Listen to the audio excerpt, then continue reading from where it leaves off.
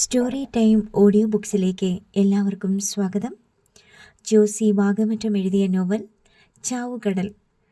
മൈക്കേലിനെ കാണാൻ വരേണ്ടായിരുന്നു എന്ന തോന്നലിൽ ശൗര്യക്കുട്ടി സൈക്കിൾ ചവിട്ടുന്നത് നിർത്തി.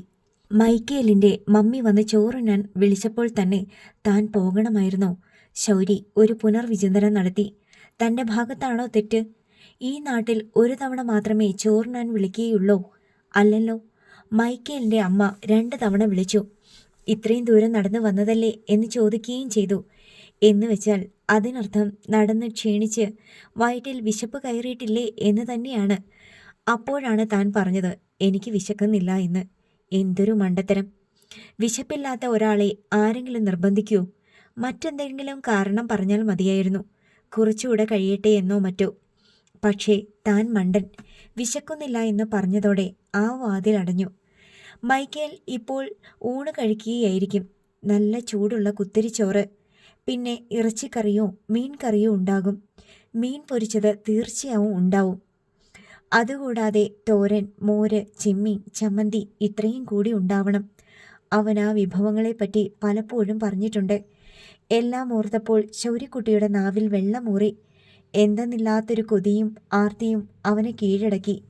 മൈക്കേലിൻ്റെ മമ്മിക്ക് ഒന്നുകൂടെ ചോദിക്കാമായിരുന്നു. ഇവിടെ നിന്ന് വിശന്ന് തളർന്ന് തിരിച്ചു പോകുന്നത് ഓർത്തപ്പോൾ ശൗര്യക്കുട്ടിയുടെ മനസ്സ് നിരാശ കൊണ്ട് മൂടി. ശൗര്യക്കുട്ടിയുടെ കണ്ണിൽ നനവൂറി. ഇനി ഇവിടെ ഇരിക്കണ്ട, പോയേക്കാം എന്ന് വിചാരിച്ച് അവൻ സൈക്കിളിൽ നിന്ന് എഴുന്നേറ്റു. ആ കളിപ്പാട്ടങ്ങൾക്കും മുച്ചക്ര സൈക്കിളിനും ഒന്നിനും ഒരർത്ഥമില്ലെന്ന് അവന് തോന്നി. വരേണ്ടായിരുന്നു. അവൻ മരക്കോണി മെല്ലെ ഇറങ്ങി. വീണ്ടും ആ വിറയൽ അവൻ്റെ കാൽമുട്ടുകളെ പിടികൂടി. വിശപ്പിൻ്റെ വിറയൽ. കൈവരികൾ പിടിച്ച് അവൻ ഓരോ പടി ഇറങ്ങി താഴെ എത്തി. അപ്പോഴേക്കും മൈക്കിൾ കോണി ചുവട്ടിലേക്ക് വന്നു. ശൗര്യക്കുട്ടിയെ, മമ്മി ചോറുണ്ണാൻ വിളിച്ചിട്ട് നീ എന്നാ വരാത്തേ? എനിക്ക് വേണ്ട, ശൗര്യക്കുട്ടി പരിഭവ സ്വരത്തിൽ പറഞ്ഞു. ഞാൻ പോവുക, എനിക്ക് വീട്ടിൽ പോണം. നീ ഇങ്ങ് വന്നല്ലേ ഉള്ളൂ. അമ്മ തിരക്കും, എന്നെ കണ്ടില്ലെങ്കിൽ അമ്മ വിഷമിക്കും. മൈക്കേൽ അവൻ്റെ തോളത്ത് പിടിച്ചു. നീ എൻ്റെ കൂടെ വാ. മൈക്കേൽ അവനെ ഒരു വാഷ് ബേസിൻ്റെ മുന്നിൽ കൂട്ടിക്കൊണ്ടുപോയി. ടാപ്പ് തുറന്ന് അവൻ്റെ കൈ കഴിയിച്ചു. അതിനുശേഷം അവനെ ഊണുമേശയ്ക്ക് മുന്നിലേക്ക് കൊണ്ടുപോയി. നീളവും വീതിയുമുള്ള വലിയൊരു തടിമേശയ്ക്ക് മീതെ പ്ലാസ്റ്റിക് ഷീറ്റ് വിരിച്ചിരിക്കുകയാണ്. അതിന് മീതെ ആവി പറക്കുന്ന ചോറ്, ഇറച്ചിക്കറി, മീൻ വറുത്തത്, പപ്പടം, ചെമ്മീൻ, ചമ്മന്തി, പാവയ്ക്കാത്തോരൻ, പുളിശ്ശേരി, അച്ചാർ തുടങ്ങിയ വിഭവങ്ങളും. ഇരിക്കടാ, നീ എൻ്റെ വീട്ടിൽ വന്നിട്ട് ചോറ് തിന്നാതെ പോകുക? ഇരി. മൈക്കേൽ അവനെ ഒരു കസേരയിൽ പിടിച്ചിരുത്തി. ശൗര്യക്കുട്ടിയുടെ കണ്ണിൽ വീണ്ടും നനവൂറി. ഈ മൈക്കേൽ, ഇവനാണ് കൂട്ടുകാരൻ. മൈക്കേലും അവൻ്റെ ഒപ്പം ഇരുന്നു. മമ്മി, ഇവൻ ചോറുണ്ണാണ്ട് പോകുമായിരുന്നു. ഇവന് വിശപ്പില്ലെന്നോ? ഇവൻ ഒരാനയെ തിന്നും ഒറ്റയ്ക്ക്. അതും പറഞ്ഞ് മൈക്കേൽ ചിരിച്ചു. ശൗര്യക്കുട്ടിക്ക് ചെറിയൊരു നാണക്കേട് തോന്നി. ഇവൻ ഇന്ന് നേരം വെളുത്തിട്ട് എന്തെങ്കിലും കഴിച്ചോന്ന് ചോദിക്ക്. ഇന്നലെ ഇവൻ വിഷമിച്ച സ്കൂളിൽ നിന്ന് പോയേ. എന്താണെന്നറിയാവോ? സ്കൂളില്ലെങ്കിൽ ഉച്ചക്കഞ്ഞിയുമില്ല, വീട്ടിൽ ചെന്നാൽ ഒന്നുമില്ല. മൈക്കേൽ പറഞ്ഞുകൊണ്ടിരുന്നു. ലൈസമ്മ അനുകമ്പയോടെ ശൗര്യക്കുട്ടിയെ നോക്കി. എടാ ശൗര്യക്കുട്ടി, നിന്റെ വീട്ടിൽ ഇന്ന് എന്തേലും വച്ചോടാ? സത്യം പറ എൻ്റെ അടുത്ത്. നാണക്കേടൊന്നും വിചാരിക്കണ്ട കേട്ടോ. ശൗര്യക്കുട്ടിക്ക് അപ്പോൾ കരയണമെന്ന് തോന്നി. അവൻ്റെ കണ്ണിൽ നിന്ന് കണ്ണീരൊഴുകി വീണു. നീ വിഷമിക്കുകയൊന്നും വേണ്ട. ഇവിടെ ഈ ചെത്തിയിൽ തന്നെ എന്തോരം വീടുകൾ അടുപ്പ് പുകയാണ്ട് കിടക്കണ്. കടലിൽ പണിയില്ലല്ലോ. ലൈസമ്മ അവനെ ആശ്വസിപ്പിച്ചു. നിന്റെ വീട്ടിൽ എത്ര പേരുണ്ട്? ലൈസമ്മ ചോദിച്ചു. ശൗര്യക്കുട്ടി കുടുംബാംഗങ്ങളുടെ പേരും സ്ഥാനവും പറഞ്ഞു. നീ ചോറ് തന്നെ ശൗര്യക്കുട്ടി. മൈക്കേൽ ചോറിൻ്റെ പ്ലേറ്റ് അവൻ്റെ മുന്നിലേക്ക് നീക്കി വെച്ചു കൊടുത്തു. ശൗര്യക്കുട്ടി ചോറിനുമേൽ കൈവച്ചു. എന്തൊരു മാർദ്ദവം, ഹൃദ്യമായ മണം, കൈ പൊള്ളാത്തത്ര ചൂടും. ശൗര്യക്കുട്ടി ചോറ് വാരിയുണ്ടു. എന്തൊരു രുചി! ശൗര്യക്കുട്ടിയും മൈക്കേലും ഭക്ഷണം കഴിക്കുന്നത് നോക്കിക്കൊണ്ട് ലൈസമ്മ മേശക്കരികെ നിന്നു. അത്രയും സംതൃപ്തികരവും കൗതുകപൂർണവുമായൊരു കാഴ്ച വേറെയില്ലെന്ന് ആ സ്ത്രീക്ക് തോന്നി. ശൗര്യക്കുട്ടി കഴിക്കുന്ന മുറയ്ക്ക് മൈക്കേൽ ചോറും കറികളും അവന് കോരിയിട്ട് കൊടുത്തു. ഒടുവിൽ വയറ് നിറഞ്ഞ് ഇനി ഒന്നും വേണ്ട എന്നവൻ പറയുന്നത് വരെ. മമ്മി ചോറുണ്ടില്ലല്ലോ?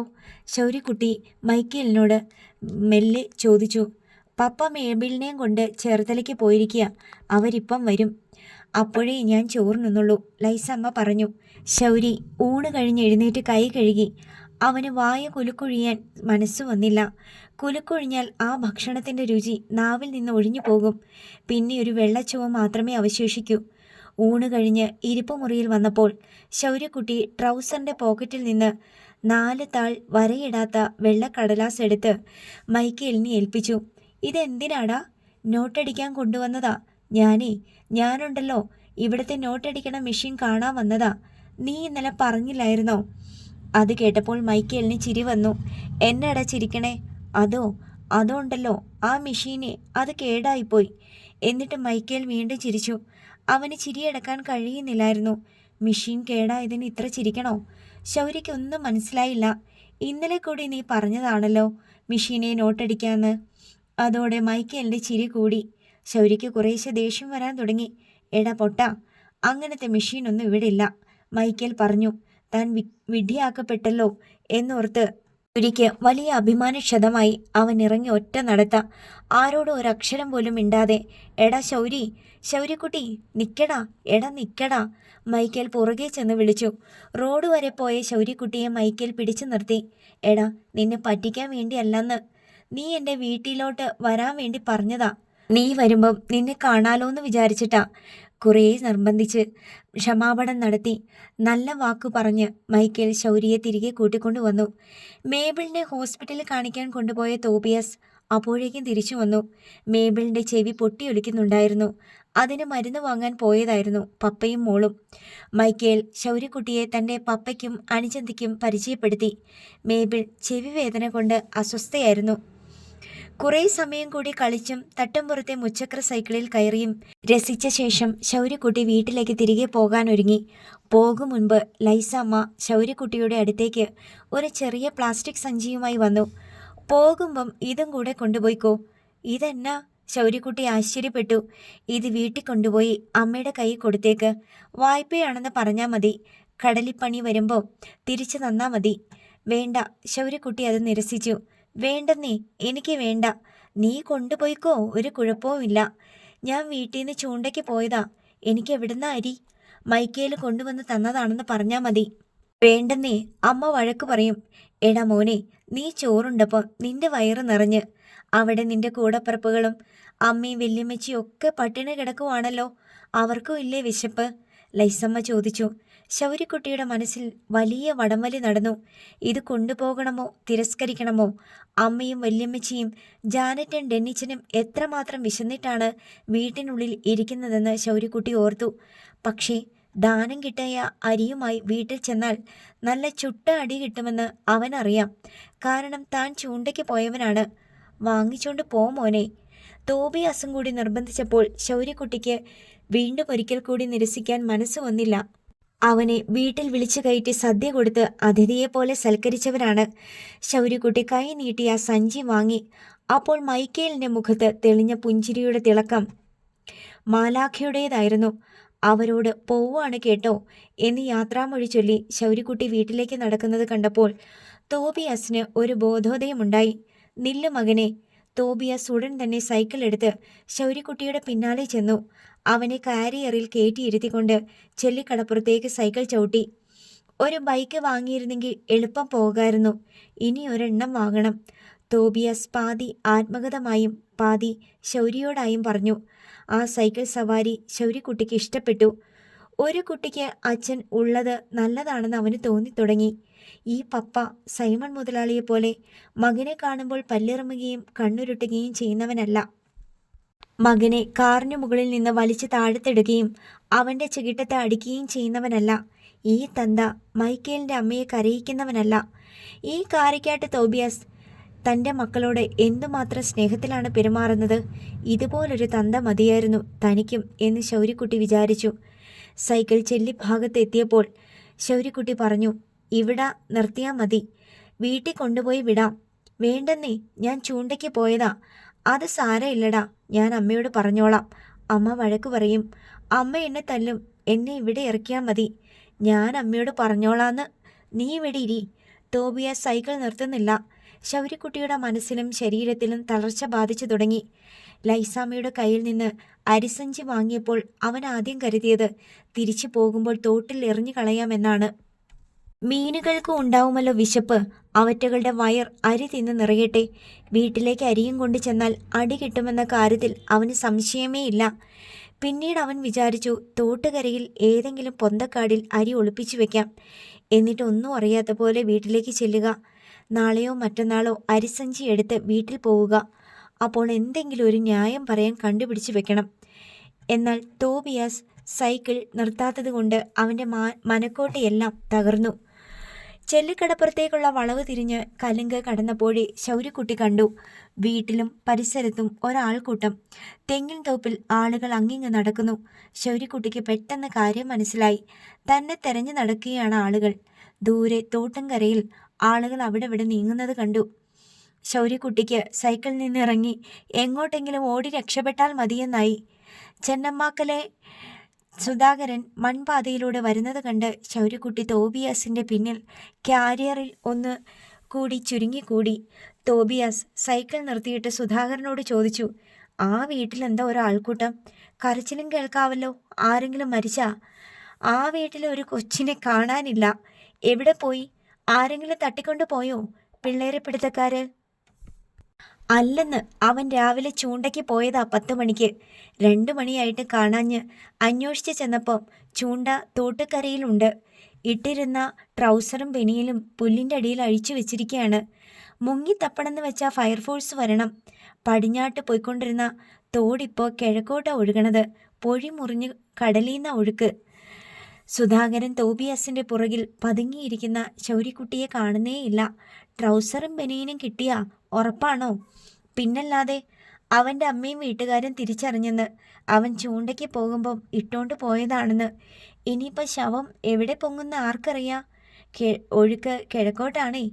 ശൗര്യക്കുട്ടിക്ക് ശ്വാസമില്ല, ഹൃദയമിടിപ്പില്ല, ജീവൻ പോലും തൊണ്ടക്കുഴിയിൽ ഇത്തിരിയേ ഉള്ളൂ. എന്താണ് അവൻ്റെ പേര്? തോബിയാസ് തീർച്ച വരുത്താനായി ചോദിച്ചു. ശൗര്യക്കുട്ടി. എന്നിട്ട് സുധാകരൻ ഇടത്തും വലത്തും പിന്നിലും നോക്കി. ശബ്ദം അല്പം താഴ്ത്തി. പിഴച്ചുണ്ടായതാ, തന്തയില്ലാത്തവനാ. കാരക്കാട്ട് സൈമൺ മുതലാളിയാണെന്നാ നാട്ടാര് പറയണേ. നമ്മൾ ആരാ? എവിടുന്നാ? കണ്ടിട്ടില്ലല്ലോ. ഞാൻ ചെത്തിന്ന് വരികയാ. ഇവിടെ ഒരിടത്ത് പോണം. പോട്ടെ. തോബിയാസ് സൈക്കിൾ പെഡലിൽ കാലൂന്നി. അടുത്ത കാൽ നിലത്തും ഊന്നി സൈക്കിളോടെ മുന്നോട്ടാഞ്ഞു. തോബിയാസ് കടന്നു പോയി കഴിഞ്ഞ് സുധാകരൻ ഒന്ന് തിരിഞ്ഞു നോക്കി. ഒരു ബാലൻ സൈക്കിളിൻ്റെ കാരിയറിൽ ചുരുണ്ടുകൂടിയിരിക്കുന്നു. ശൗര്യക്കുട്ടിയാണോ അത്? സുധാകരൻ വീണ്ടും വീണ്ടും കണ്ണടച്ച് തുറന്നു നോക്കി. മുറ്റത്ത് അങ്ങിങ്ങ് കൂടി നിൽക്കുന്നവരുടെ ഇടയിലേക്ക് തോബിയാസ് സൈക്കിൾ കൊണ്ടു നിർത്തി. എന്നിട്ടും ശൗര്യക്കുട്ടി സൈക്കിളിൽ നിന്നിറങ്ങാതെ സീറ്റിൽ അള്ളിപ്പിടിച്ച് കാരിയറിൽ ഇരുന്നു. അവന് ഇനിയൊരാശ്രയം തോബിയാസ് മാത്രമേ ഉള്ളൂ. വീട്ടിനുള്ളിൽ നിന്ന് അലമുറയിടുന്ന കരച്ചിൽ കേൾക്കാം. അത് എമിലിയുടേതാണ്. ഇറങ്ങട മകനെ, തോബിയാസ് ശൗര്യയോട് പറഞ്ഞു. ശൗരി ഊർന്നിറങ്ങുന്നത് കണ്ട് ആളുകൾ സ്തംഭിച്ചു നിന്നു. തോട്ടിൽ ഒഴുകിപ്പോയ ചെക്കൻ ഉടുവസ്ത്രം പോലും നനയാതെ സൈക്കിളിൽ വന്നിരിക്കുന്നു. ആളുകൾക്ക് വിശ്വസിക്കാൻ വയ്യ. തോബിയാസ് സൈക്കിൾ സ്റ്റാൻഡിൽ വെച്ചു. ശൗര്യയുടെ കയ്യിൽ നിന്ന് സഞ്ചി വാങ്ങി ശൗര്യയുടെ കൈക്ക് പിടിച്ചുകൊണ്ട് തിണ്ണയിലേക്ക് നടന്നു കയറി. അരിസഞ്ചി ഒരു മൂലയ്ക്ക് വെച്ചിട്ട് വിളിച്ചു, വീട്ടുകാരെ, നിങ്ങളുടെ ശൗര്യക്കുട്ടിക്ക് ഒന്നും പറ്റിയിട്ടില്ല. അവൻ ഇവിടെ ഉണ്ട്. അവൻ ജീവനോടെയുണ്ട്. തോബിയാസ് ഇത് 2 തവണ ആവർത്തിച്ചു. അകത്തെ കരച്ചിൽ സ്തംഭിച്ചു. മുടിയഴിച്ചിട്ട് അലറി വിളിച്ച് മണ്ണിൽ കിടന്നുരുണ്ട ഭ്രാന്തിയെപ്പോലെ എമിലി വാതിൽക്കലേക്ക് വന്നു. മകൻ ശൗരി മുഴുജീവനോടെ മുന്നിൽ നിൽക്കുന്നു. എമിലി ഒന്നും കൂടി നോക്കി. ശൗരി അമ്മയുടെ മുഖത്തേക്ക് ഒന്നേ നോക്കിയുള്ളൂ. അപ്പോഴേ തല താഴ്ത്തി. എൻ്റെ മോനെ എന്ന് ആർത്തലിച്ച് നിലവിളിച്ച് എമിലി പാഞ്ഞു വന്ന് ശൗരിയെ വാരി പിടിച്ചു. അവന് കുറെ കണ്ണീരുമ്മകൾ കിട്ടി. ശൗര്യക്കുട്ടീനെ കിട്ടിയേ, എല്ലാവരും വായോ. ശൗര്യക്കുട്ടീനെ കിട്ടി. നാട്ടാരെ, തെരച്ചിൽ മതി. തോട്ടുംകരയിലും പരിസരത്തും തെരഞ്ഞു നടന്നവരോട് ആരോ വിളിച്ചു കൂവി. ക്ഷണനേരത്തിനുള്ളിൽ എമിലിയുടെ വീട്ടുമുറ്റം കടപ്പുറ നിവാസികളെ കൊണ്ട് നിറഞ്ഞു. നിങ്ങളെല്ലാവരും സമാധാനമായിട്ട് പിരിഞ്ഞു പോണം, തോബിയാസ് പറഞ്ഞു. ശൗര്യക്കുട്ടി എൻ്റെ വീട്ടിൽ വന്നതാ, എൻ്റെ മോനെ കാണാൻ. അവനും ഇവനും ഒരേ ക്ലാസ്സിലാ പഠിക്കണത്. ഞാൻ ചെത്തിക്കാരനാ. കാരക്കാട്ട് തോബിയാസ് എന്നാണ് പേര്. ഇത്രയും വൈകുന്ന് ഇവൻ വിചാരിച്ചില്ല. പിള്ളേരല്ലേ, കളിച്ചോണ്ടിരുന്ന സമയം പോയതറിഞ്ഞില്ല. അതാ ഞാൻ കൂട്ടിക്കൊണ്ട് വന്നേക്കണത്. ആളുകൾ പലതും പറഞ്ഞ് തിരിച്ചു പോയിക്കൊണ്ടിരുന്നു. ചിലർക്ക് ആശ്വാസം, തിരിച്ചു കിട്ടിയല്ലോ. വേറെ ചിലർക്ക് അമർഷം. ഒരാൾക്കൂട്ടവും ബഹളവും ശൗര്യയുടെ കാണാതാകലും എല്ലാം ചേർന്ന് ചെല്ലിക്കടപ്പുറത്ത് ഒരു ദുരന്ത സംഭവം രൂപപ്പെട്ടു വരികയായിരുന്നു. അതിപ്പോൾ കാറ്റുകുത്തിയ ബലൂൺ പോലെയായി. ഒന്നും സംഭവിച്ചില്ലല്ലോ, വെറുതെ കുറേ നേരം തെക്കു വടക്ക് നടന്നത് മിച്ചം. അങ്ങനെയും അഭിപ്രായ പ്രകടനമുണ്ടായി. ഒടുവിൽ അടുത്ത ചില അയൽക്കാരൻ തോബിയാസും ശൗര്യക്കുട്ടിയും വീട്ടുകാരും മാത്രമായി. ഇവനെ ഒന്നും ചെയ്യല്ലേ. എന്താ ചെയ്യണേന്ന് വല്ല ബോധവും ഉണ്ടായിട്ടാണോ? അല്ലല്ല, അവർക്ക് കളിക്കണം ചിരിക്കണം എന്നല്ലാതെ വല്ലോ അറിയാവോ? കൂടുതലൊന്നും സംസാരിക്കാൻ നിൽക്കാതെ തോബിയാസ് സൈക്കിളിൽ കയറി സ്ഥലം വിട്ടു. ആളുകൾ ഒഴിഞ്ഞു എന്ന് കണ്ടപ്പോൾ എമിലി തെങ്ങും പറമ്പിൽ പോയി കുറ്റിച്ചെടിയിൽ നിന്ന് 2-3 ചെറു ശിഖരങ്ങൾ ഒടിച്ചുകൊണ്ട് വന്നു. എന്തെല്ലാം കള്ളത്തരങ്ങളാണ് കാണിച്ചു കൂട്ടിയതെന്ന് എമിലി മകനോട് അക്കമിട്ട് ചോദിച്ചു. ഒന്നും മറച്ചു വെക്കാതെ അവൻ ഓരോ ചോദ്യത്തിനും ഉത്തരം പറഞ്ഞു. ചോദ്യത്തിന് ഒരടി, ഉത്തരത്തിന് ഒരടി. ഇതായിരുന്നു എമിലിയുടെ കണക്ക്. ചോദ്യങ്ങളുടെ എണ്ണം അന്തമില്ലാതെ പെരുകി. പല ചോദ്യങ്ങൾക്കും ഉത്തരമില്ലായിരുന്നു. കിട്ടാത്ത ഉത്തരങ്ങൾക്ക് ഇരട്ടി അടിയായിരുന്നു ശിക്ഷ. ഇതെല്ലാം താൻ അർഹിക്കുന്നു എന്ന് തിരിച്ചറിഞ്ഞ ശൗര്യക്കുട്ടി ഒരെതിർപ്പുമില്ലാതെ, ഒന്ന് നിലവിളിക്കുക പോലും ചെയ്യാതെ എല്ലാ ശിക്ഷയും ഏറ്റുവാങ്ങി. 2 വടികൾ ഒടിഞ്ഞു തൂങ്ങി അറ്റുപോയി. 3-ാമത്തെ വടിയെടുത്തപ്പോൾ കുഞ്ഞന്ന എമിലിയോട് ചോദിച്ചു, നിന്റെ കൈ കഴക്കണില്ലേടി? അടിച്ചടിച്ച് എമിലിയുടെ കൈത്തണ്ടയ്ക്കും മുട്ടിനും മാത്രമല്ല തോളിനും നൊമ്പരം വീണു. ഒപ്പം ശൗര്യക്കുട്ടിയുടെ തുടകളിൽ ഒട്ടേറെ പാടുകളും പതിഞ്ഞു. ചിലതിൽ ചോര പൊടിഞ്ഞു. ഒടുവിൽ എമിലി തോറ്റു. അടി നിർത്തി കിതച്ചുകൊണ്ട് എമിലി ചുമര് ചാരി നിന്നു. അവൾക്ക് എന്തെന്നില്ലാത്ത സങ്കടവും വന്നു. ശൗര്യക്കുട്ടി കരയുന്നില്ല, തല്ലരുതേ എന്ന് കെഞ്ചുന്നില്ല. ശിക്ഷ അവസാനിച്ചു എന്ന് കണ്ടപ്പോൾ ശൗര്യക്കുട്ടി തിണ്ണയിൽ പോയി തൂണും ചാരി ഇരുന്നു. എന്തെല്ലാമാണ് ഇന്നേ ദിവസം സംഭവിച്ചത് എന്ന് ഓർത്തു നോക്കി. ഇതെല്ലാം ഇന്ന് തന്നെയാണോ സംഭവിച്ചത്? താൻ ചെത്തിക്കടപ്പുറത്ത് മൈക്കേലിൻ്റെ വീട്ടിൽ പോവുകയും തിരിച്ചു വരികയും ചെയ്തോ? അതെല്ലാം സ്വപ്നമായിരുന്നോ? ചിലതെല്ലാം അവന് സംശയം തോന്നി. തുടയിലൂടെ വിരലോടിക്കുമ്പോൾ പലയിടത്തും വിരലുകൾ തടയുന്നുണ്ട്. അടികൊണ്ട് തിണർത്ത പാടുകളാണത്. അതിനു മീതെ മൃദുവായി കൈയോടിക്കുമ്പോൾ ഒരു സുഖം, ചിലയിടത്ത് നീറ്റൽ. തിണ്ണയുടെ കോണിലിരുന്ന സഞ്ചി അവൻ്റെ കണ്ണിൽ പെട്ടു. അവൻ എഴുന്നേറ്റ് ചെന്ന് അതെടുത്തു. ആ സഞ്ചി തൂക്കി പിടിച്ചുകൊണ്ട് കുഞ്ഞന്നയുടെ അടുത്ത് ചെന്നു. വല്യമ്മച്ചി, മൈക്കേലിൻ്റെ മമ്മി തന്നതാ. കുഞ്ഞന്ന സഞ്ചി തുറന്നു നോക്കി. കുറച്ചരി, 2 തേങ്ങ, ഒരു ചെറിയ പൊതി ഉണക്കച്ചെമ്മീൻ, ചെറിയ പൊതി പഞ്ചസാര, 1/4 കിലോയോളം വൻപയർ, 4 സവാള, 5-6 പച്ചമുളക്, 7-8 ഉള്ളി, മഷിക്കുപ്പി പോലെ ചെറിയൊരു കുപ്പിയിൽ എണ്ണ. അത്രയും സാധനങ്ങൾ. കുഞ്ഞന്ന ശൗര്യക്കുട്ടിയെ തുറച്ചു നോക്കി. വേണ്ട വേണ്ടാന്ന് ഞാൻ പറഞ്ഞായിരുന്നു. ശൗര്യക്കുട്ടി തൻ്റെ നിസ്സഹായത വെളിപ്പെടുത്തി. കുഞ്ഞന്നയ്ക്ക് കാട്ടുതീ എരിയുന്ന പോലെ വയറ്റിൽ വിശപ്പുണ്ടായിരുന്നു. എന്നിട്ടും ശൗര്യക്കുട്ടിയെ കുറ്റപ്പെടുത്തുന്ന പോലെ നോക്കി. ഞാൻ ചോദിച്ചിട്ടില്ല, സത്യമായിട്ടും ചോദിച്ചില്ല, ശൗര്യക്കുട്ടി പറഞ്ഞു. കുഞ്ഞന്ന കൈ നീട്ടി ആ സഞ്ചി എടുത്തു. ശൗര്യക്കുട്ടിക്ക് അത്രയും മതി. അവൻ വീണ്ടും തിണ്ണയിൽ ചെന്ന് ചുമരും ചാരിയിരുന്നു. കുഞ്ഞന്ന ആ അരിയിൽ കുറച്ചെടുത്ത് ചോറ് വെച്ചു. 2 നാഴി അരി വീതം 2 അയൽ വീടുകളിൽ കൊടുത്തു. ബാക്കി നാളത്തേക്ക് വെച്ചു. അരി അടുപ്പത്ത് കിടന്ന് തിളച്ചു തുടങ്ങിയത് മുതൽ ജാനറ്റും ഡെന്നിച്ചനും 2 പൂച്ചക്കുഞ്ഞുങ്ങളെപ്പോലെ അടുപ്പിൻ ചോട്ടിൽ ഇരിപ്പാണ്. മൂടിക്കിടയിലൂടെ തിളച്ചു ചോർന്ന് ആവി തള്ളുമ്പോൾ അരി വേവുന്ന മണം വരും. മൂക്ക് കുറച്ചുകൂടി വിടർത്തി ഡെന്നിച്ചനും ജാനറ്റും അത് ആസ്വദിച്ചു. വെന്തില്ലേ വല്യമ്മച്ചി? എത്ര നേരം വേണം? ഡെന്നിച്ചൻ ഇടയ്ക്കിടെ പിറുപിറുത്തു. അരി തിളയ്ക്കുന്ന അലുമിനിയം കലത്തിനോട് ജാനറ്റിന് എന്തെന്നില്ലാത്ത സ്നേഹം തോന്നി. അഗ്നിപർവ്വതം പൊട്ടി ലാവി ഒഴുകുന്ന പോലെ ആ കലത്തിന്റെ വക്കുകളിലൂടെ താഴേക്ക് ഒലിച്ചിറങ്ങുന്ന കഞ്ഞിപ്പതയെ പോലും അവൾ വല്ലാതെ ഇഷ്ടപ്പെട്ടു. ചെമ്മീൻ ചമ്മന്തി ഉണ്ടാക്കാനായി വിൻസി തേങ്ങ ചുരുണ്ടിയപ്പോൾ ഡെന്നിച്ചൻ അതിൽ കോഴി കൊത്തുന്നത് പോലെ ഒരു കൊത്തുകൊത്തി. ആ വിരലുകൾക്കിടയിൽ തടഞ്ഞ തേങ്ങയത്രയും വായിലേക്കിട്ടതും വിൻസിയുടെ വക ഒരടിയും കിട്ടി. ചെമ്മീൻ പൊതിയൊഴിച്ചപ്പോൾ ഡെന്നിച്ചൻ അതിലും ഒന്ന് കൊത്തി. അരി വേവായപ്പോൾ കുഞ്ഞന്ന അതിൽ നിന്ന് കുറേ കഞ്ഞിവെള്ളം കോരി ഒരു ചെരുവത്തിലേക്കെടുത്ത് ഉപ്പ് ചേർത്തിളക്കി. അത് ഗ്ലാസുകളിൽ പകർന്ന് ഡെന്നിച്ചനും വിൻസിക്കും ജാനറ്റിനും കുടിക്കാൻ കൊടുത്തു. കുഞ്ഞനയും ഒരു ഗ്ലാസ് എടുത്തു. എമിലിക്ക് കൊടുത്തെങ്കിലും അവൾ കുടിച്ചില്ല. മകൻ തോട്ടിൽ മുങ്ങി മരിച്ചെന്ന വാർത്തയുടെയും പിന്നെ അവനെ ജീവനോടെ കണ്ടതിൻ്റെയും അതിനുശേഷം അവനെ പൊതിരെ തല്ലിയതിൻ്റെയും സ്തോഭങ്ങൾ എമിലിയുടെ ഉള്ളിൽ ഇനിയും കെട്ടടങ്ങിയിട്ടില്ല. ആർത്തി പിടിച്ച് കഞ്ഞിവെള്ളം കുടിക്കവേ ഡെന്നിച്ചൻ്റെ നാക്കും വായും പൊള്ളി. ജാനറ്റിൻ്റെ ഖണ്ഡനാളത്തിൽ നിന്ന് ഹൃദയത്തെ വേവിച്ചുകൊണ്ട് കഞ്ഞിവെള്ളത്തിൻ്റെ ചൂട് ലാവ വയറ്റിലേക്ക് ഇറങ്ങിപ്പോയി. ഒരു ഗ്ലാസ് കഞ്ഞിവെള്ളം കുഞ്ഞന്ന ശൗരിക്കും വെച്ച് നീട്ടിയെങ്കിലും അവൻ വാങ്ങിയില്ല. 1 മണിക്കൂറിനുള്ളിൽ അരി വെന്ത് കഞ്ഞിയായി. അത് അതേപടി കുഞ്ഞന്ന പാത്രങ്ങളിൽ വിളമ്പി. പയറുകറിയും ചെമ്മീൻ ചമ്മന്തിയും പാത്രങ്ങളുടെ വിളമ്പത്ത് വിളമ്പിയിട്ടു. ആവി പറക്കുന്ന കഞ്ഞി നീക്കി വെച്ച് കൊടുത്തിട്ട് കുഞ്ഞന്ന കുട്ടികൾക്ക് മുന്നറിയിപ്പ് നൽകി. തിളച്ചു കിടന്ന കഞ്ഞിയ, ആർത്തി പിടിച്ച് വായും വയറും പൊള്ളിച്ചേക്കരുത്. പൂച്ച അതിൻ്റെ മുൻകാലുകൊണ്ട് പ്ലേറ്റിലിരിക്കുന്നത് തോണ്ടിയെടുക്കാൻ ശ്രമിക്കുന്ന പോലെ ഡെന്നിച്ചൻ പാത്രത്തിൻ്റെ വിളമ്പുകളിൽ നിന്ന് കഞ്ഞി കോരുകയും ചൂട് കാരണം പാത്രത്തിലേക്ക് തിരികെ ഇടുകയും ചെയ്തുകൊണ്ടിരുന്നു. ഇതെന്നാ ചൂടാ, ഇത്രയും ചൂട് വേണ്ടായിരുന്നു. അവൻ കഞ്ഞി ചൂടിനെ പഴിച്ചു. ഇന്നലെ സ്കൂളിൽ നിന്ന് ഉച്ചക്കഞ്ഞി കഴിച്ച ശേഷം ഇന്നേരം വരെ ഒരു തരി ആഹാരം കഴിക്കാത്തതിൻ്റെ ആർത്തിയും വെപ്രാളവും മുഴുവൻ അവൻ്റെ മുഖത്തുണ്ടായിരുന്നു. വിൻസിയും കുഞ്ഞനെയും ചെന്ന് വിളിച്ചിട്ടും എമിലി കഴിക്കാൻ വന്നില്ല. ശൗരിക്കുട്ടി, നീ ചെന്ന് വിളിച്ചോണ്ട് വാ നിന്റെ അമ്മയെ, അവൾ എല്ലാവരോടും പിണങ്ങിയിരിക്കുക, കുഞ്ഞന്ന പറഞ്ഞു. ശൗരിക്കുട്ടി എണീറ്റ് ചെന്നു. എമിലി വ്യഥകളിൽ മുഴുകി തിണ്ണയിൽ ചുമരും ചാരി കാലുകൾ മുറ്റത്തേക്ക് തൂക്കിയിട്ടിരിപ്പാണ്. ശൗരിക്കുട്ടി അല്പനേരം അമ്മയെ നോക്കി നിന്നു. അമ്മ നോക്കുന്നേയില്ല. അമ്മ, അവൻ വിളിച്ചു. എന്നിട്ടും അവൾ നോക്കുന്നില്ല. ശൗരിക്കുട്ടി അവളുടെ തോളത്ത് തോണ്ടി വിളിച്ചു, അമ്മ. എമിലി മുഖം തിരിച്ച് ശൗരിയെ നോക്കി. അവളുടെ കണ്ണിൽ കഥനക്കടലിൻ്റെ അലകളും നനവും ഉണ്ടായിരുന്നു. അമ്മ, കഞ്ഞി വിളമ്പി വെച്ച് ബാ. അവൻ കുനിഞ്ഞ് അവളുടെ കയ്യിൽ പിടിച്ചു വലിച്ചു. എമിലി അനുസരണയുള്ള കുട്ടിയെപ്പോലെ എഴുന്നേറ്റു. ശൗരിക്കുട്ടി അവളെ അടുക്കളയിൽ കൊണ്ടുപോയി ആവി പറക്കുന്ന കഞ്ഞിക്ക് മുൻപിലിരുത്തി. നീ ഇരിക്കുന്നില്ലേ ശൗരി, നിനക്ക് വേണ്ടേ? അവൻ മാറി നിൽക്കുന്നത് കണ്ട് കുഞ്ഞന്ന ചോദിച്ചു. എനിക്ക് വേണ്ട, ഞാൻ ചോറ് തിന്നായിരുന്നു. എവിടുന്ന് എന്ന് കുഞ്ഞന്ന ചോദിച്ചില്ല. അവർക്കറിയാം ഈ അരി കൊടുത്തയച്ച വീട്ടിൽ നിന്നാണെന്ന്. എന്നാലും വിശക്കുന്നില്ലേടാ? ഇല്ല, എൻ്റെ വയറ് നിറഞ്ഞായിരുന്നു. എല്ലാവരും നിലത്തിരുന്ന് കഴിക്കുകയാണ്. ശൗരി അതെല്ലാം നോക്കിക്കൊണ്ട് ഒരു കാരണവരെ പോലെ മാറത്ത് കൈകിട്ടി വാതിൽക്കൽ നിന്നു.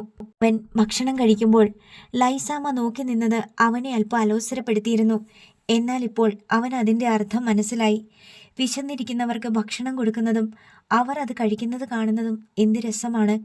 അവനിനി ഒന്നും നിറയാനില്ല.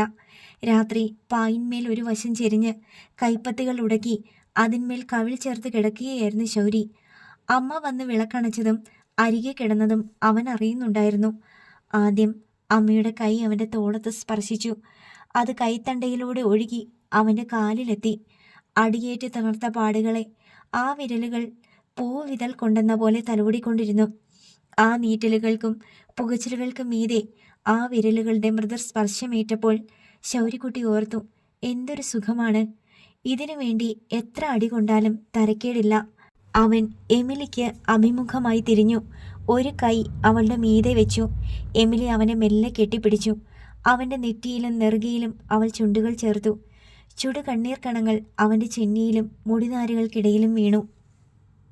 റെജീനയും ഭർത്താവും കുഞ്ഞും കൂടി വീട്ടിൽ വന്നപ്പോൾ സൽക്കരിക്കാൻ ഒരു നിർവാഹവുമില്ലാതെ എമിലി ഉഴറി. ഞായറാഴ്ചയായിരുന്നു. അന്ന് കടലിൽ പണിയില്ല. കയ്യിൽ 5 പൈസയും ഇല്ല. റെജീന KCM ഹോസ്പിറ്റലിൽ വെച്ചാണ് പ്രസവിച്ചത്. സിസേറിയൻ ആയിരുന്നു. പ്രസവത്തിന് കയറിയപ്പോൾ തൻ്റെ കുഞ്ഞിനെ ആരെങ്കിലും മാറ്റിയെടുക്കുമോ എന്നതായിരുന്നു അവളുടെ ഏറ്റവും വലിയ പേടി. ഭർത്താവിനോടും വീട്ടുകാരോടും അവൾ കൂടെ കൂടെ ഓർമ്മിപ്പിച്ചു, കൊച്ചു മാറിപ്പോകാതെ നോക്കിക്കൊള്ളണേ. ലേബർ റൂമിൽ നിന്ന് കുഞ്ഞിനെ കാണിക്കാൻ വേണ്ടി നേഴ്സ് കൊണ്ടുവരുമ്പോൾ എന്തോയിലും ഒരടയാളം നോക്കി വെച്ചേക്കണം കേട്ടോ. അത് പലതവണയായപ്പോൾ റോസ്ലിൻ തന്നെ ചോദിച്ചു, നിനക്കെന്താടി ഇത്ര പേടി? നീ ഇവിടുത്തെ തന്നെ നേഴ്സല്ലേ? ഇവിടെ ഇങ്ങനെ കുഞ്ഞുങ്ങളെ തമ്മിൽ മാറിപ്പോകാറുണ്ടോ? അങ്ങനൊന്നുമില്ല, റെജീന തപ്പിത്തടഞ്ഞു പറഞ്ഞു. പക്ഷേ നമ്മുടെ ശ്രദ്ധക്കുറവ് കൊണ്ട് അങ്ങനെയൊരു കാര്യം സംഭവിക്കരുത്, അതാ ഞാൻ പറഞ്ഞേ. നിന്റെ പറച്ചിൽ കേട്ടാ തോന്നും ഈ ആശുപത്രിയിൽ ഇതൊരു സ്ഥിരം ഏർപ്പാടാണെന്ന്. കുഞ്ഞുങ്ങളെ തമ്മിൽ മാറിപ്പോകല് ഒരേ സമയത്ത് കുറേ പ്രസവങ്ങൾ നടക്കുമ്പോൾ ചിലപ്പോൾ അങ്ങനെ സംഭവിക്കാൻ സാധ്യതയുണ്ടല്ലോ. കുഞ്ഞുങ്ങളെ കുളിപ്പിക്കാനൊക്കെ എടുത്തുകൊണ്ട് പോവുകയും തിരിച്ചു കൊണ്ടുവരികയും ഒക്കെ ചെയ്യുമ്പോൾ ഒരു നേഴ്സിന് ഇത്തിരി അശ്രദ്ധക്കുറവ് വന്നാൽ പോരെ? അശ്രദ്ധക്കുറവോ? ഓ, ഈ അമ്മ ഒരു നോട്ടം തെറ്റിയാൽ പോരേന്നാ ഉദ്ദേശിച്ചേ. അത്രയ്ക്ക് ഉത്തരവാദിത്തമില്ലാത്തവന്മാരാണോടി ഇവിടുത്തെ നേഴ്സുമാർ? അമ്മ ഇനി ഈ വിഷയം സംസാരിക്കണ്ട, വേറെ വല്ലതും പറ. റെജീന അനിഷ്ടം പ്രകടമാക്കി. ഓപ്പറേഷൻ കഴിഞ്ഞ് ബോധം വീണ്ടു കിട്ടിയ ഉടനെ റെജീന ആവശ്യപ്പെട്ടത് കുഞ്ഞിനെ കാണണമെന്നായിരുന്നു. കണ്ടപ്പോൾ തന്നെ കണ്ണുകൊണ്ട് ഒരു ഫോട്ടോ പകർപ്പ് എടുത്ത് മനസ്സിൽ വെച്ചു. പിന്നെ ഓരോ ദിവസവും നേഴ്സ് കുഞ്ഞിനെ കുളിപ്പിക്കാനും ഇളവയിൽ കൊള്ളിക്കാനും കൊണ്ടുപോയിട്ട് തിരിച്ചു കൊണ്ടുവരുമ്പോൾ അവൾ കുഞ്ഞിനെ സൂക്ഷിച്ചു നോക്കും. തൻ്റേത് തന്നെയാണോ? മനസ്സിലെ ഫോട്ടോ പകർപ്പുമായി ഒത്തുപോകുന്നത് വരെ നോക്കിക്കൊണ്ടിരിക്കും. ഹോസ്പിറ്റലിൽ നിന്ന് ഡിസ്ചാർജായി വീട്ടിലെത്തിയ ശേഷമാണ് റെജീനയ്ക്ക് സമാധാനം കിട്ടിയത്. എമിലി അനുജത്തിയുടെ കുഞ്ഞിനെ ഹോസ്പിറ്റലിൽ പോയി ഒന്ന് കണ്ടതാണ്. മാമോദീസ ജോജോയുടെ ഇടവക പള്ളിയിൽ വെച്ചാണ് നടത്തിയത്. മാമോദീസയ്ക്ക് താൻ വരില്ലെന്ന് എമിലി റെജീനയോട് തീർത്ത് പറഞ്ഞിട്ടുണ്ടായിരുന്നു. റെജീന അതിൻ്റെ കാരണം തിരക്കി. അപ്പോൾ എമിലി ചോദിച്ചു, ശൗര്യക്കുട്ടിയെ കൂടി ഞാൻ കൊണ്ടുവരും. എന്തെങ്കിലും വിരോധമുണ്ടോ? ഉണ്ട്, അവനെ കൊണ്ടുവരണ്ട. ഇപ്പോഴും നിനക്ക് അവനോടുള്ള ഇഷ്ടക്കേട് മാറിയില്ലേ? അതൊരിക്കലും മാറൂല ചേച്ചി. അവൻ കാരക്കാട്ട് സൈമൺ മുതലാളിയുടെ മകനാ. ചേച്ചിക്ക് അവനെ സ്നേഹിക്കേണ്ട ഒരു കാര്യവും ഇല്ല. അവൻ എൻ്റെ മോനാണെന്നുള്ളത് നീ എന്താ മറന്നു പോണത്? അത് മറക്കുന്നതാ നല്ലത്. എൻ്റെ ചേച്ചിക്ക് 2 മക്കളെ ഉള്ളെന്നാ ഞാൻ എല്ലാവരോടും പറഞ്ഞിട്ടുള്ളത്. ഇനി ശൗര്യയെ കൊണ്ട് നടന്ന് കാണിച്ചിട്ട് അത് 3 ആക്കണ്ട. എൻ്റെ മോന് കയറി വരാൻ യോഗ്യതയില്ലാത്ത ഒരിടത്തേക്കും എന്നെ വിളിക്കണ്ട. ഞാൻ വരണില്ല. നീ പിണങ്ങിയാലും ശരി, ഇല്ലെങ്കിലും ശരി, എമിലി തീർത്ത് പറഞ്ഞു. റെജീനയുടെ മോൻ്റെ മാമോദീസയ്ക്ക് എമിലി പോയില്ല. പകരം കുഞ്ഞനെയും ജാനറ്റിനെയും ഡെന്നിച്ചനെയും അയച്ചു. എമിലി ചെല്ലാത്തതിൽ റെജീനയ്ക്ക് കുറച്ച് പരിഭവവും ഉണ്ട്. കുഞ്ഞിന് 3 മാസം പ്രായമായി. തൻ്റെ കുഞ്ഞിനെ ചേച്ചിയൊന്ന് കണ്ടോട്ടെ എന്നും കൂടി കരുതിയിട്ടാണ് ഇപ്പോൾ റെജീന വന്നിരിക്കുന്നത്. റെജീനയ്ക്കും ജോജോയ്ക്കും എന്ത് കൊടുത്ത് സൽക്കരിക്കും എന്ന് കുഞ്ഞന്നയോട് പരിദേവനം പറഞ്ഞു നിൽക്കെ ശൗരി കുറേ ചില്ലറ പൈസകളും ചില്ലറ നോട്ടുകളും കൊണ്ടുചെന്ന് എമിലിയെ ഏൽപ്പിച്ചു. ഇതെവിടുന്നാ കാശ്? എമിലി ആശ്ചര്യപ്പെട്ടു. ഞാൻ സൂക്ഷിച്ചു വെച്ചതാ, ശൗരിക്കുട്ടി പറഞ്ഞു. സൂക്ഷിച്ചു വെക്കണമെങ്കിൽ നിന്റെ കയ്യിൽ പൈസ കിട്ടണ്ടേ ശൗരി? ഇതെവിടുന്ന് കിട്ടിയെന്നാ ചോദിച്ചത്.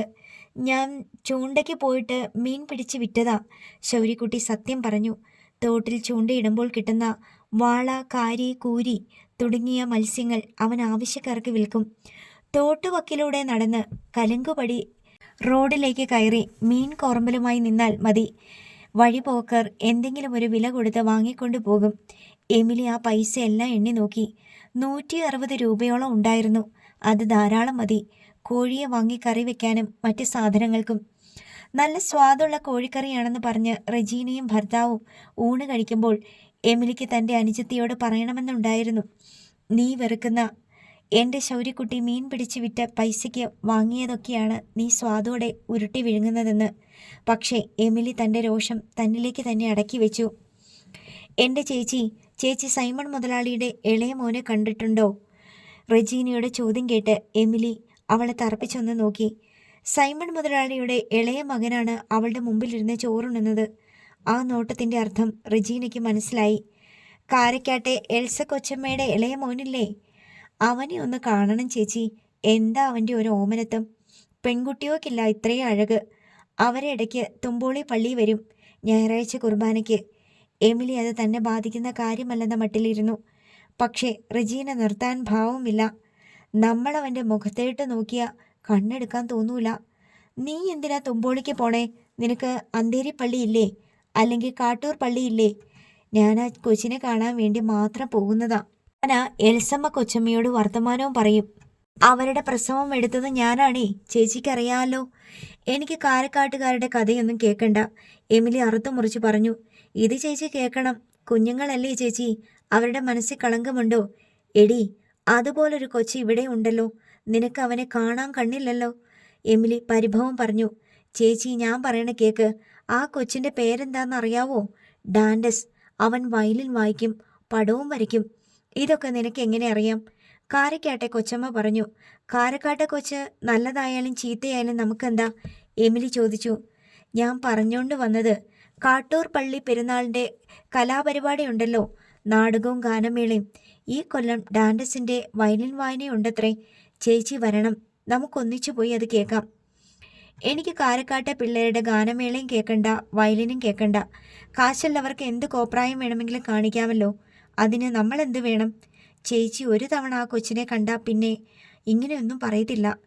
എനിക്ക് കാണണ്ടെന്ന് കാരക്കാട്ടുകാരുടെ കേമത്തെ പറഞ്ഞുകൊണ്ട് വന്നിരിക്കുന്നു. ചേച്ചി, നമ്മുടെ വല്യപ്പച്ചൻ കലാകാരനല്ലായിരുന്നോ?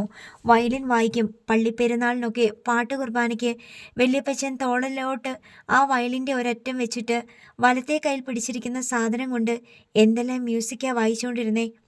ഈ ഡാൻഡസും അതുപോലെ തന്നെ വലിയ കലാകാരനായിട്ട് വരും. നമ്മുടെ വല്യപ്പച്ചൻ നാടകത്തിൻ്റെ കർട്ടൻ വരയ്ക്കുമായിരുന്നല്ലോ. ഡാൻഡസും പടം വരയ്ക്കത്രേ. നീ എന്തിനാ നമ്മുടെ വല്യപ്പച്ചനെയും അവനെയും ചേർത്ത് പറയുന്നത്? അവർ തമ്മിൽ എന്താ ബന്ധം? ശൗരിക്കുട്ടിയെയും വല്യപ്പച്ചനെയും ചേർത്ത് എന്തേലും പറഞ്ഞാലും വേണ്ടില്ല. റജീന അപകടം മണത്തു. കാരക്കാട്ട് ഡാൻഡസിനെ പറ്റി താൻ കൂടുതൽ വാചാലയാകുന്നത് മറ്റുള്ളവരിൽ സംശയം ജനിപ്പിച്ചേക്കും. ഞാൻ പറഞ്ഞതേ ഉള്ളൂ, എനിക്ക് കലാകാരന്മാരെ വലിയ ഇഷ്ടമാണ്. അതിപ്പോൾ ശത്രുക്കളായാലും ശരി. റജീന തൻ്റെ ന്യായം മുന്നോട്ട് വെച്ചു. ഇനി സംശയിക്കാൻ പഴുതൊന്നുമില്ല. ഡാൻഡസിനെ എമിലിക്കൊന്ന് കാണിച്ചു കൊടുക്കാൻ അത്യധികമായ ആഗ്രഹമുണ്ടായിരുന്നു അവൾക്ക്.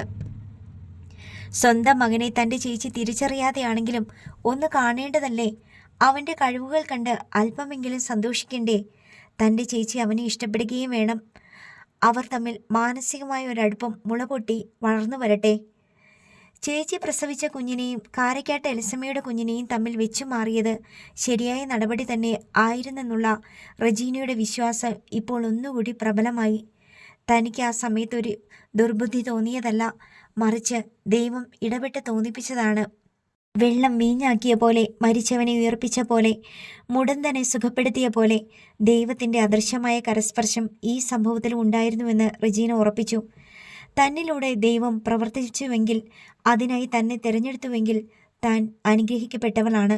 ദൈവത്തിൻ്റെ ഇഷ്ടം നിറവേറ്റാൻ നിയോഗിക്കപ്പെട്ട പ്രതിനിധി മാത്രമായിരുന്നു താൻ.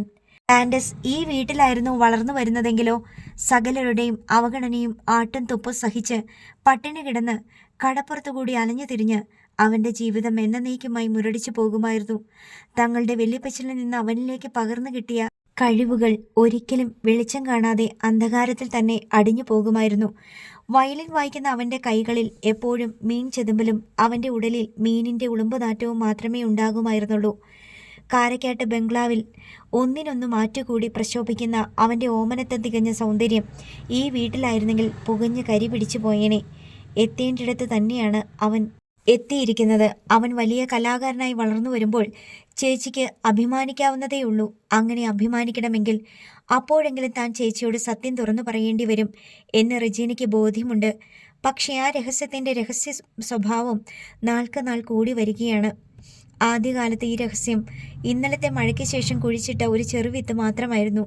പിന്നെ അത് ഒരു ചെടി കുരുന്നായി മുള പൊട്ടി.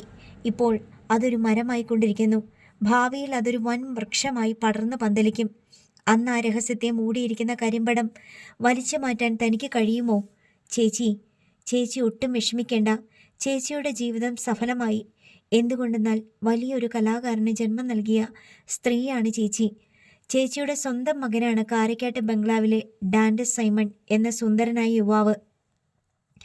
താൻ അങ്ങനെ പറയുമ്പോൾ ചേച്ചിക്ക് അതിവിശിഷ്ടമായ ഒരഭിമാനവും ചുഴലിക്കാറ്റ് പോലത്തെ ഒരു സന്തോഷവും കിട്ടേണ്ടതല്ലേ? ഇനി മറിച്ചായാലും വേണ്ടില്ല എന്ന് ചേച്ചിക്ക് തോന്നേണ്ടതല്ലേ? ചേച്ചിയുടെ മകനെ ഇത്രമേൽ ഉന്നതങ്ങളിൽ എത്തിക്കാൻ കാരണക്കാരിയായ തന്നോടും ചേച്ചിക്ക് കൃതജ്ഞത തോന്നണമല്ലോ.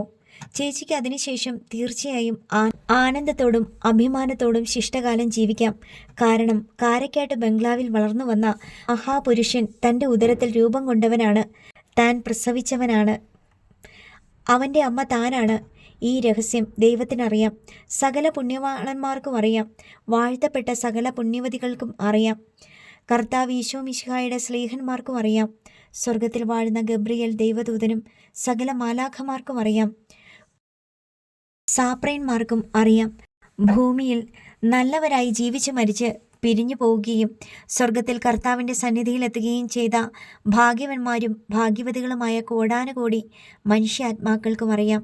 ഡാൻഡസ് എമിലിയുടെ മകനാണ്. അറിയാത്തത് ആർക്കാണ്? ആലപ്പുഴയിലെ അനേകം കടപ്പുറങ്ങളിൽ ചെറിയൊരു കടപ്പുറം മാത്രമായ ചെല്ലിക്കടപ്പുറത്തെ തീരെ നിസാരന്മാരായ ഏതാനും മനുഷ്യർക്ക് മാത്രം. മീനിൻ്റെ ഉളുമ്പുനാറ്റമുള്ള ഒരു പിടി മനുഷ്യർക്ക് അവർക്കറിയില്ലല്ലോ എന്നോർത്ത് വേവലാതിപ്പെടുകയോ നിരാശപ്പെടുകയോ ചെയ്യേണ്ട യാതൊരു ആവശ്യവും ചേച്ചിക്കില്ല. അവരറിഞ്ഞിട്ട് എന്ത് കിട്ടാനാണ് തൻ്റെ ചേച്ചിക്ക്? ഒന്നും കിട്ടാനില്ല. കൂടി വന്നാൽ അവരിത്രയും പറഞ്ഞേക്കും. എന്നാലും എൻ്റെ എമിലിയെ ആ കാരക്കാട്ട ഡാൻഡസ് മോൻ എമിലിയുടെ മോനാണെന്ന് ഞങ്ങൾ ഇപ്പോഴാണ് അറിഞ്ഞത് കേട്ടാ. എമിലിയുടെ അനിയത്തെ കൊള്ളാലോ, അവൾ നല്ല പണിയാണ് കാണിച്ചത് കേട്ടാ. ഇത് പറയുമ്പോൾ അവരുടെ ഉള്ളിൽ അസൂയ പെരുകുന്നുണ്ടായിരിക്കും. അതിനുവേണ്ടി ചേച്ചി ദുഃഖിക്കുകയും നിരാശപ്പെടുകയും വേണോ? ഒരിക്കലും വേണ്ട. മരണക്കിടക്കയിൽ പോലും ചേച്ചിക്ക് അഭിമാനത്തോടെ കിടന്ന് ചിന്തിക്കാം, കാരക്കാട്ട ഡാൻഡസ് തൻ്റെ മോനാണല്ലോ, അവനെ പ്രസവിച്ചതും ഞാനാണല്ലോ. അത്രയും ഭാഗ്യം ദൈവം എനിക്ക് തന്നല്ലോ. ചേച്ചി എന്തുമാത്രം ഭാഗ്യവതിയാണ്. നിനക്ക് ചോറ് മതിയോടി? നീ എന്താണ് ചോറുണ്ണുമ്പോൾ സ്വപ്നം കണ്ടുകൊണ്ടിരിക്കണേ? എമിലി ചോദിച്ചത് കേട്ട് റെജീന ഞെട്ടി. അപ്പോൾ വായിൽ കിടന്ന അരഞ്ഞ ചോറിൻ്റെയും കോഴിക്കറിയുടെയും പൾപ്പ് റെജീനയുടെ തൊണ്ടയിൽ വിക്കി. ജോജോ അവളുടെ നെറുകയിൽ കൈപ്പത്തി കൊണ്ടിടിച്ച് വിക്കി അത് പുറത്ത് ചാടിക്കാൻ ശ്രമിച്ചു. ചുമച്ചും തുമ്മിയും റെജീനയുടെ കണ്ണും മൂക്കും നിറഞ്ഞൊഴുകി. അവൾ എഴുന്നേറ്റ് പിന്നാമ്പുറത്ത് പോയി ഓക്കാനിച്ചു. ആ സമയം അവളുടെ കുഞ്ഞ് ജോജോയുടെ മടിയിലിരുന്ന് മൂത്രമൊഴിച്ചു. അപ്പോൾ അവനെ മിൻസിയെടുത്ത് മടിയിൽ വെച്ച് അവൻ്റെ ഷഡ്ഡി ഊരി. ആ കൃത്യസമയം നോക്കി അവൻ അവളുടെ മടിയിൽ അപ്പിയും ഇട്ടു. ഇങ്ങനെ കുറേ അനിഷ്ട സംഭവങ്ങൾ ഒന്നിനു പിറകെ ഒന്നായി ഉണ്ടായി. കുറേ കഴിഞ്ഞ് ജോജോയും റെജീനയും തിണ്ണയിൽ വന്നിരുന്നു. അകത്ത് കിടന്ന ബെഞ്ച് അവർക്കിരിക്കാനായി വിൻസി വരാന്തയിൽ ഇട്ടുകൊടുത്തു. കുറച്ചു കഴിഞ്ഞപ്പോൾ ജോജോ എഴുന്നേറ്റ് കടപ്പുറത്ത് ഒന്ന് ചുറ്റി വരാമെന്നും പറഞ്ഞു പോയി. ഡെന്നിച്ചനും ശൗര്യക്കുട്ടിയും മുറ്റത്തെ വെയിലത്ത് വട്ട് കളിച്ചുകൊണ്ടിരുന്നു. ജാനറ്റും ഒരു പളുങ്കുവട്ടുമായി വന്ന് അവരോടൊപ്പം കൂടി. എമിലി തിണ്ണയിൽ ഇറങ്ങി വന്ന് അനുജത്തിയോട് വീട്ടുകാര്യങ്ങൾ സംസാരിച്ചു. ഇടയ്ക്ക് ശൗര്യയെ നോക്കി റജീന പറഞ്ഞു, ചേച്ചിയുടെ മക്കൾ തമ്മിലുള്ള വ്യത്യാസം കണ്ടോ? എന്ത് വ്യത്യാസം? ജാനറ്റിനെയും ഡെന്നിച്ചനെയും കണ്ടോ? ആ തലമുടിയും തൊലിവെളുപ്പും മൊത്തത്തിലൊരു എണ്ണമിനുക്കമുണ്ട്. ശൗര്യയെ കണ്ട കടപ്പുറത്ത് മീൻ പെറുക്കാൻ വരണ തമിഴത്തികളുടെ പിള്ളേരില്ലേ, അതിലൊന്നിനെ പോലെ ഇരിക്കുന്നു അല്ലേ? അത് കേട്ടപ്പോൾ എമിലിക്ക് നൊന്തു. എടി റെജി, നീ പുറത്തെ കോലം മാത്രമേ കണ്ടിട്ടുള്ളൂ. എൻ്റെ ശൗര്യക്കുട്ടിയുടെ ഉള്ളിലാ സൗന്ദര്യം. അവൻ്റെ ഉള്ളിൽ എന്തോന്ന് സൗന്ദര്യം ഇരിക്കുന്നു. റെജീന പുച്ഛിച്ചു. എടി, ഇപ്പം നീ കഴിച്ച ചോറും കറിയും ഉണ്ടല്ലോ, അതവൻ തോട്ടിക്കൂടെ നടന്ന് ചൂണ്ടയിട്ട് പിടിച്ച മീൻ വിറ്റ് കിട്ടിയ പൈസയാ. നിങ്ങൾ വന്നപ്പോൾ ഞാൻ പൈസ ഇല്ലാണ്ട് വിഷമിച്ചിരിക്കണ കണ്ടിട്ട് അവൻ അത് എടുത്തുകൊണ്ട് തന്നതാ. 5ഉം 10ഉമായിട്ട് അവൻ സൂക്ഷിച്ചു വെച്ചിരുന്ന കാശ്. ആ അത് പറ. വെറുതെയല്ല ഞാൻ തിന്നതൊക്കെ വിക്കിയും ഓക്കാനിച്ചും ഛർദ്ദിച്ചും പോയത്. എടി, കുഞ്ഞുങ്ങളെ കുറ്റം പറയില്ല. നിനക്കും ഉണ്ടല്ലോ ഒരെണ്ണം. അത് ഏത് കോലത്തിൽ വരുന്ന നിനക്കറിയാവോ? എൻ്റെ കൊച്ചിനെയും ശൗര്യയും കൂടെ ചേച്ചി ഒരേ തട്ടിൽ തൂക്കരുത്. ഞാൻ പള്ളി വെച്ച് സകല മനുഷ്യരും അറിഞ്ഞുകൊണ്ട് കല്യാണം കഴിച്ചുണ്ടായ കൊച്ചാ എൻ്റേത്. ശൗര്യ അങ്ങനെയാണോ ഉണ്ടായത്? ആ ചോദ്യം എമിലിയുടെ നെഞ്ചിൽ തറച്ചു. എടി, എങ്ങനുണ്ടായാലും ഒരമ്മയ്ക്ക് തൻ കുഞ്ഞ് പൊൻകുഞ്ഞ് തന്നെയാ. ശൗര്യയെ കൊണ്ട് എന്തെങ്കിലും ഗതി കിട്ടുമെന്ന് വിചാരിച്ചാണോ ചേച്ചി അവനെ ഇങ്ങനെ മടിയിൽ വെച്ച് വഷളാക്കി വളർത്തുന്നേ? അവനവൻ്റെ മക്കൾക്ക് കൊടുക്ക് ചേച്ചി ആ സ്നേഹം. ഡെന്നിച്ചനെ നല്ല പോലെ നോക്കി വളർത്ത്. അവനെ കൊണ്ട് ചേച്ചിക്കിനി എന്തെങ്കിലും രക്ഷയുള്ളൂ. ശൗരി അലവലാതിയായിട്ട് കടപ്പുറത്ത് തെണ്ടിത്തിരിഞ്ഞ് നടക്കത്തേയുള്ളൂ. ആയിക്കോട്ടെ, നീ അവനെ എന്നെ രക്ഷിക്കാൻ വരണ്ട. എൻ്റെ 3 മക്കളിൽ എനിക്ക് ഏറ്റവും പ്രിയം ശൗര്യയോടാ. നീ അത് മാറ്റാൻ നോക്കണ്ട. ശൗരി ആരാണെന്ന് വിചാരിച്ചാ ചേച്ചി ഇത്രയ്ക്ക് പൊന്നിച്ച് വളർത്തുന്നേ? എൻ്റെ മോൻ, ചേച്ചിയുടെ മോൻ. ഇപ്പോൾ ആ സത്യം പറഞ്ഞാലോ എന്ന് റെജീനയ്ക്ക് ഒരു ആവേശം തോന്നി. ചേച്ചി അറിഞ്ഞിരിക്കണം തൻ്റെ മകൻ ആരാണെന്ന്. അത് ചേച്ചിയോട് ഒരിക്കലും പറയാതിരിക്കുക എന്നത് ഭയങ്കരമായ ഒരു അപരാധമാണെന്നും റെജീനയ്ക്ക് തോന്നി. ചേച്ചിയുടെ മോൻ ഇവിടെ അല്ല വളരേണ്ടത്, കാരക്കാട്ട് ബംഗ്ലാവിലാ. അതെനിക്കറിയാം. നീ പറഞ്ഞു പഠിപ്പിക്കണ്ട. ആ ഡാൻഡസിനെ തന്നെ മതിയായിരുന്നു ചേച്ചിക്ക്. അവനെ എന്നെത്തിനാ? എനിക്കെൻ്റെ മോനാ അവനേക്കായാലും വലുത്. ആ, അത് തന്നെയാണ് ഞാനും പറഞ്ഞത്. നീ പറഞ്ഞത് ഡാൻഡസ് ആണെന്നല്ലേ? നീ വേണമെങ്കിൽ അവനെ എടുത്ത് തോളെ വെച്ചോ, എനിക്ക് വേണ്ട. ചേച്ചി ഈ വർത്തമാനം തിരുത്തി പറയും കേട്ടോ. ഞാൻ പറയിക്കും, അല്ലെങ്കിൽ എൻ്റെ പേര് മാറ്റിയിട്ടു. ഇവൾ എന്നത് വർത്തമാനമായി പറയണേ? കല്യാണം കഴിച്ചിട്ടും ഒന്ന് പെറ്റിട്ടും ബുദ്ധി വളർന്നിട്ടില്ല. പൊട്ടി ഞാനല്ല, ചേച്ചിയാ. എന്നെ കൊണ്ടൊന്നും പറയിപ്പിക്കണ്ട. ദേഷ്യം കൊണ്ട് റെജീന ബെഞ്ചിൽ നിന്ന് എഴുന്നേറ്റു. കുഞ്ഞന്ന തിണ്ണയിലേക്ക് വന്നു. എന്തിനാ വല്ലവരുടെയും കാര്യം പറഞ്ഞ് നിങ്ങൾ വഴക്ക് കൂടുന്നേ? ചേച്ചിയും അനിയത്തിയും വലിയ സ്നേഹ, പക്ഷെ വീട്ടിൽ വന്ന വഴക്കിട്ടേ പോകത്തുള്ളൂ. ഞാൻ പറയുന്നത് ചേച്ചിക്ക് മനസ്സിലാകത്തില്ല കുഞ്ഞന്നമ്മച്ചി. നീ പറയുന്നത് നിന്റെ ശരി, അവള് പറയുന്നത് അവളുടെ ശരി. പക്ഷേ എൻ്റെ ശരിയാ ശരിയെന്ന് ഞാൻ മനസ്സിലാക്കി കൊടുക്കൂ ഒരു ദിവസം. റെജീന രണ്ടും കൽപ്പിച്ചു പറഞ്ഞു. ശൗര്യക്കുട്ടി ഇതെല്ലാം ഒരു ചെവിയിലൂടെ കേട്ട് മുറ്റത്ത് വട്ട് കളിച്ചുകൊണ്ടിരുന്നു. അടുത്ത ഭാഗം നാളെ.